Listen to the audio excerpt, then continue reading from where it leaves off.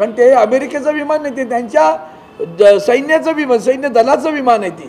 आणि मिलिटरीचं विमान आमच्या विमानतळावर उतरतं, इकडे डुबकी घेता येते. ती डुबकी कशाला?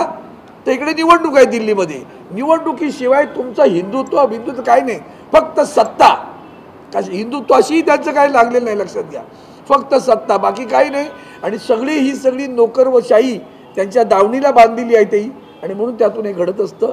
मला याच्यात निश्चितपणे तुम्हाला उलट राग आला पाहिजे की काल देशाचा जो अपमान अमेरिकेनं केलेला आहे. अरे ते छोटे छोटे देश आहेत, त्यांनी डोळ्या वाटवून सांगितलं अमेरिकेला अजिबात चालणार नाही म्हणून. मग त्या देशाने जर असं उत्तर दिलं, सांगितलं आम्हाला पैसे पाठवायचे नाही, आमचं विमान येईल आणि आम्ही सैन्य आमची माणसं घेऊन जाऊ, का तुम्हाला नाही सांगता आलं?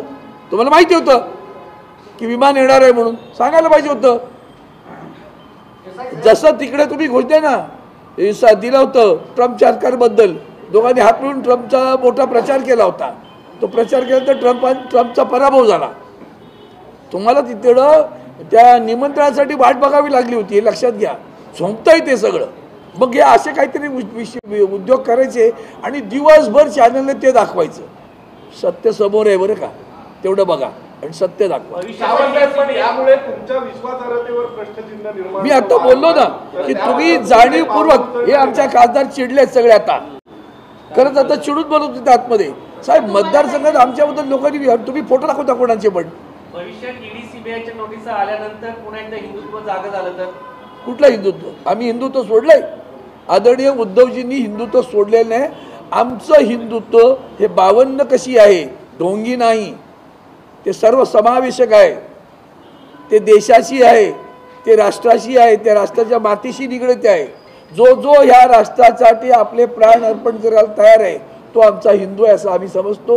वंदनीय हिंदू हृदय सम्राट शिवसेना प्रमुख बाळासाहेब ठाकरेंचा हा विचार घेऊन पुढे आदरणीय उद्धवजी चाललेले आहे.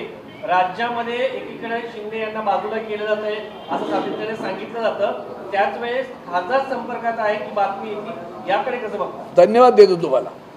हेच त्याचं कारण आहे, हेच त्याचं कारण आहे. म्हणून मी सुरुवातीला विसंवादद्वारे जे सांगितले, नाव घेऊन बोलायचं नव्हतं. तो जो काय प्रकार सुरू आहे त्यांचा, सरकार धड चालत नाही. आत्ताही बीडमध्ये जे प्रकरण सुरू आहे ते पहा तुम्ही. कशा बातम्या थांबवायच्या, या बातम्या आल्या का ते थांबतं ना. ज्वलंत विषय थांबवायचे, महागाईचे, अत्याचाराचे. आता पुन्हा बदलापूरला बलात्कार झाला.